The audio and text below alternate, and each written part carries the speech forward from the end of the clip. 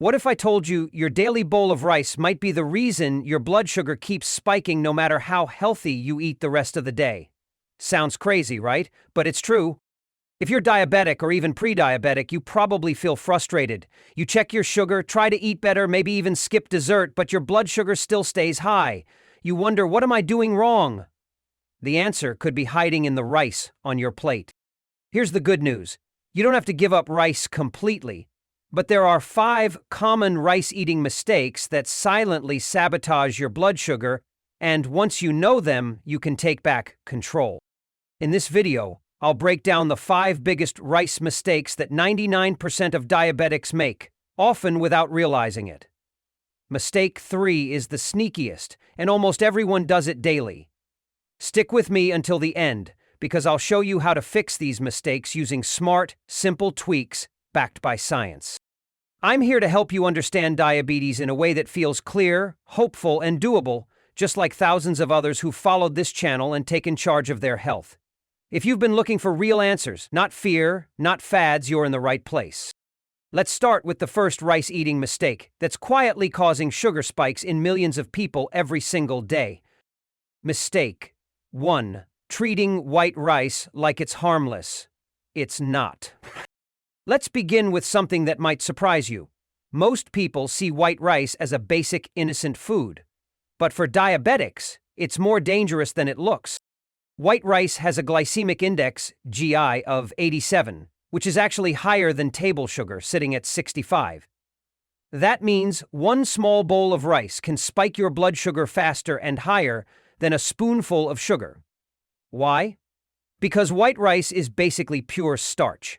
During the milling process, all the fiber, nutrients, and protective layers are stripped away, leaving behind only refined carbs. And once it enters your body, it turns into glucose in just minutes. When you eat white rice on its own, your blood sugar surges. Your pancreas scrambles to release a flood of insulin. Keep doing this every day and your cells can become insulin resistant, a key driver of type 2 diabetes.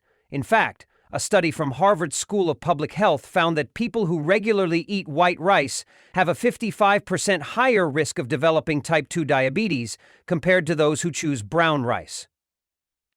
And here's the scary part. Most people don't even think of rice as sugar. But your body does, and it reacts fast. I know rice is comfort food. It's what many of us grew up eating, tied to culture, family, and memories. It feels safe. But if you're dealing with blood sugar problems, continuing to eat white rice the same way may be silently working against you. The good news? You don't have to give it up entirely, you just need to eat it smarter. For example, try switching to brown rice, cauliflower rice, or mixing rice with beans to lower the glycemic impact. Even better, cook and cool your rice before reheating. It increases resistant starch, which slows down sugar absorption. It's a small shift, but it can change everything for your blood sugar. And that's just the beginning, because the next rice-eating mistake is something almost everyone does at every single meal, and it's even sneakier than white rice. Mistake question 2. Eating rice alone. The solo act. Now here's a mistake that almost every household makes, especially in places like Vietnam. Let me ask you, how often do you eat plain white rice by itself? Or maybe just with a small side of meat or fish? When you eat rice like that, without vegetables, without fiber, without protein, your blood sugar reacts like a rocket. It shoots up fast, with nothing to slow it down. Why does this happen? Because white rice alone digests quickly and turns straight into glucose. There's no fiber to slow down the absorption, and no protein to balance the meal. You're basically sending pure sugar into your bloodstream in record time. Here's a real-world example. If you eat 1 cup of white rice on its own, your blood sugar can spike from 90 to 180/DL in just 30 minutes. But if you eat that same rice with vegetables and protein, the spike is much smaller, usually around 120 to 130 mg/DL. That's a massive difference, just by adding a few simple foods to your plate. So, what's the fix? Follow this golden rule. Make your plate 50% non-starchy vegetables, 25% lean protein, and only 25% rice. This simple trick, endorsed by nutrition experts worldwide, can dramatically reduce your sugar spikes, improve insulin response, and help you feel fuller longer. I know this might feel like a big change at first, especially if rice has always been the center of your meals. But you're not giving it up, you're just giving it the supporting cast it needs. And speaking of support, mistake 3 is one that even doctors and dietitians often overlook, but it could be the reason your blood sugar stays high even when you think you're eating healthy. If you find this information helpful, please give it a like to support me.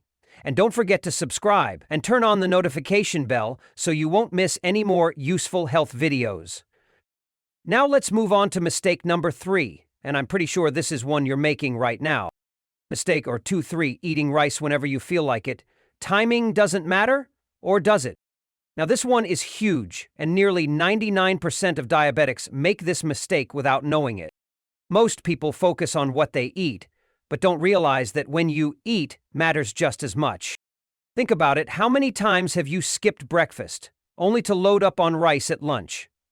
Or maybe you have dinner late, 8 or even 9 p.m., when your body is already winding down. This habit may feel normal, but it's quietly damaging your blood sugar control. Here's why. Our insulin sensitivity, the body's ability to respond to insulin, follows a daily rhythm. In the morning, your body is at its most insulin sensitive, meaning it can handle carbs more effectively. But at night, especially after 8 p.m., your insulin response slows down. So eating rice late in the day can cause a bigger, longer-lasting spike in blood sugar. A study in Japan found that people who ate rice after 8 p.m. had a 67% higher risk of developing type 2 diabetes compared to those who ate earlier before 6 p.m. And it makes perfect sense. Your body is like a workplace. In the morning it's sharp, efficient, ready to go, but at night, it's tired. It's trying to shut down. Forcing it to digest heavy carbs like rice late at night is like making your office staff work overtime after hours. It leads to burnout. This doesn't mean you have to eat dinner at 5 p.m. sharp every day, but it does mean you should time your bigger meals, especially rice-based ones, earlier in the day when your body is more prepared to handle them. Even better, prioritize protein and vegetables in the evening and keep rice portions light or skip them entirely at night. Your blood sugar will thank you the next morning. But here's the kicker. Even if you eat the right food at the right time, there's still one more rice-eating mistake that can completely sabotage your blood sugar, and it's so subtle, most people never even notice it. If you found this information helpful, don't forget to subscribe for more health tips and wellness insights. Don't forget to subscribe for more health tips and wellness insights. Let's slow things down for a moment because this next mistake is one everyone knows, but almost no one fixes. Eating too fast. And yes, it's much more serious than you might think. When you eat quickly, your body doesn't have time to release a key hormone called GLP-1. This hormone helps control blood sugar by slowing digestion and signaling fullness to your brain. Without it, your blood sugar spikes faster, and worse, your brain doesn't get the "I'm full" signal in time, so you end up overeating without even realizing it. Studies show that fast eaters are 2.5 times more likely to develop type 2 diabetes compared to slow eaters. Not only that, but they typically consume 30% more food per meal than they actually need. That's a recipe for both weight gain and insulin resistance. Here's a striking example. In a controlled experiment, 2 groups were given the exact same meal of white rice. The fast eaters, who finished in just 5 minutes, saw their blood sugar spike to 190 mg/dl. The slow eaters, who took 20 minutes and chewed mindfully, peaked at only 145 mg/dl. Same food, very different results. So, how do you fix this?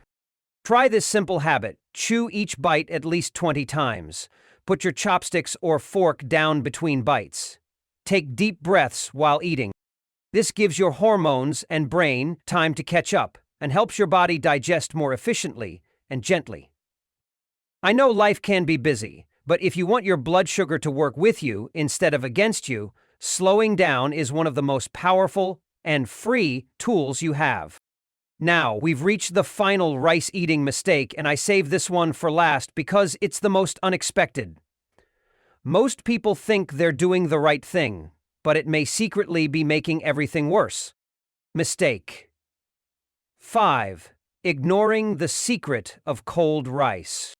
Here's a surprising fact that 99% of diabetics don't know. Cold rice is actually better for your blood sugar than hot rice.